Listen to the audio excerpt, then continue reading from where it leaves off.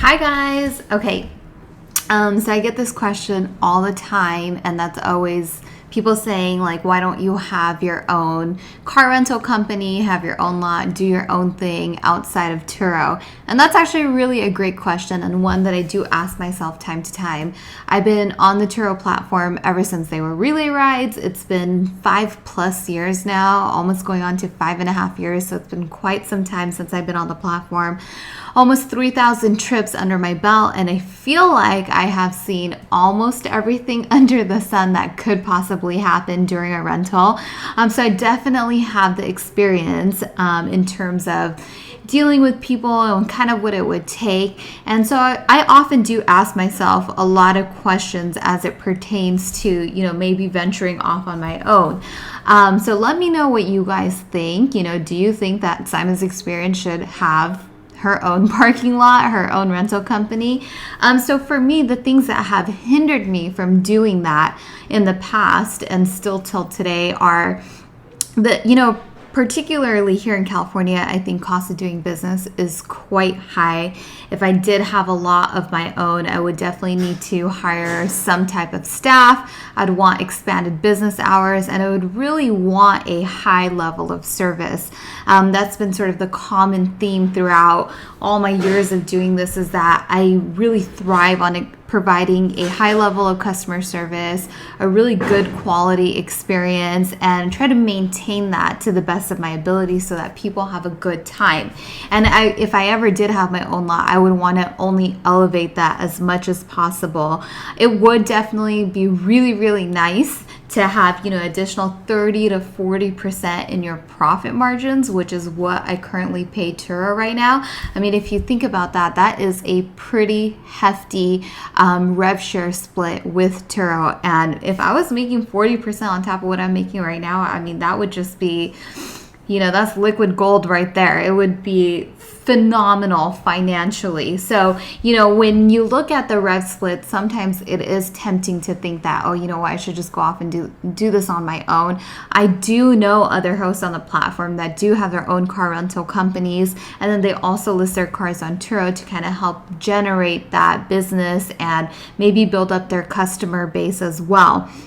But for me personally, some of the major obstacles that I see is when you become sort of a one-off company that is small and, maybe caters to a particular type of audience, it could be very expensive to market and get your name out there. And that cost of customer acquisition would be probably a little too high and would definitely eat into that profit margin. And then on top of that, you have insurance as well. You would definitely have to go for a commercial policy, which again, very expensive, at least I know for here in California.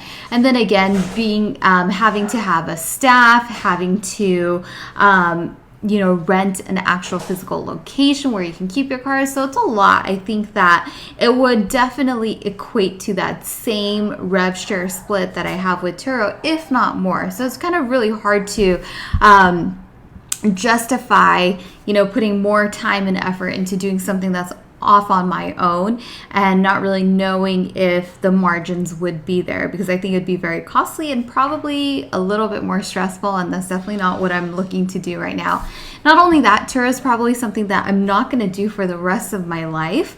So I definitely have bigger plans and bigger dreams for the future. I'm definitely very happy doing Turo right now. I don't regret a single minute of it. I enjoy it every single day. I love to talk to my renters and drive all the different cars.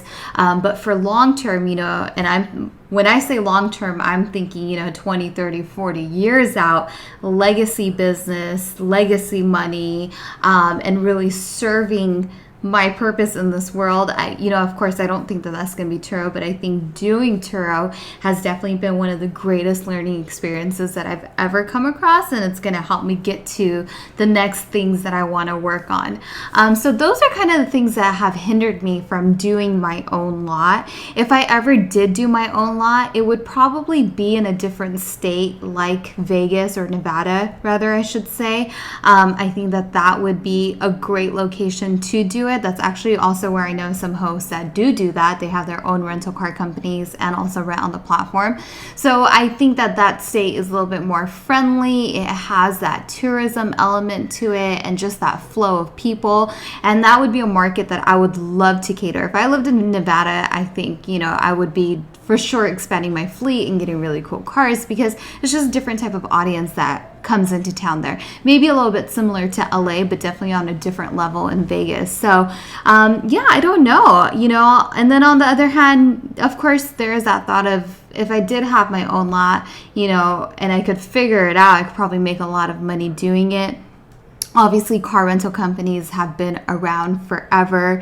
There's lots of little like luxury car rental companies that do exist all over the place. And if I could cater to that audience and figure out how to acquire customers, it could be successful. But just at this point in time, I don't think that I'm looking to take that on. It's not really the direction that I want to go in. I would love to really figure this marketplace out. And like the one thing I've been thinking a lot about today is when you list your car on Turo and they show you what the potential pricing is on your day rate, they have that ceiling, and that ceiling is there for a reason, right? The algorithm has learned something about that particular car and how much it could rent out for. So what I want to figure out is, how do I get that top dollar, that ceiling pricing for my cars, and really provide more value and provide a better experience to my guests to justify that pricing. So that to me is far more exciting and far more thrilling, I guess, to try and figure out how to get that pricing. I find that to be very enticing. This weekend has been a prime example. I got a Jeep booking. Shoot, I don't have it on me. Let me see if I can pull it up here really quick. I wanted to share some of my day rates with you guys really quick. So my Mercedes-Benz, off the top of my head, I know got $170 per day. I mean, that I haven't seen these type of prices since I first started on Turo back when it was relay rides. And then I wanted to share the day rate on my Jeep as well for the weekend, which was another excellent booking. Give me a second, I'm pulling it up now. So on the Jeep, I got $120 per day and it's booked out through Wednesday. So oftentimes I do share these trip receipts on my Instagram at Saimah's Experience, so be sure to follow. But I love seeing this top level pricing, and then it lights a fire in me to try and figure out, okay, if someone is paying this much money, they're willing to come out of pocket and pay that top dollar for this car, what else can I do to make sure that they have a phenomenal experience, that the car is in excellent condition, and that it's going to meet all of their expectations? Now, I posted a video a couple of days ago, on Monday I believe it was, and it was titled Saimah's Under Canvas Experience.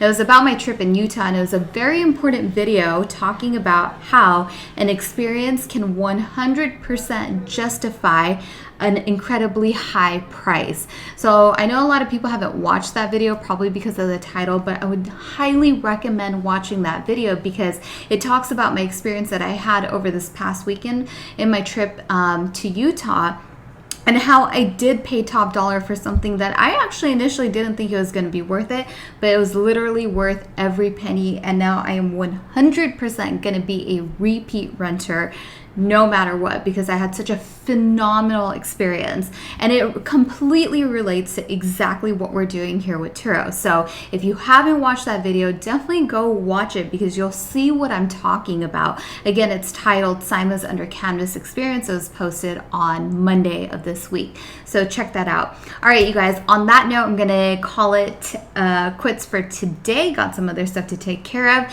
Thank you so much for watching. If you like this channel, be sure to subscribe. Once again, my name is Saimah, and this is Saimah's Experience. You guys all have a great rest of your day, and I'll talk to you tomorrow. Bye, guys.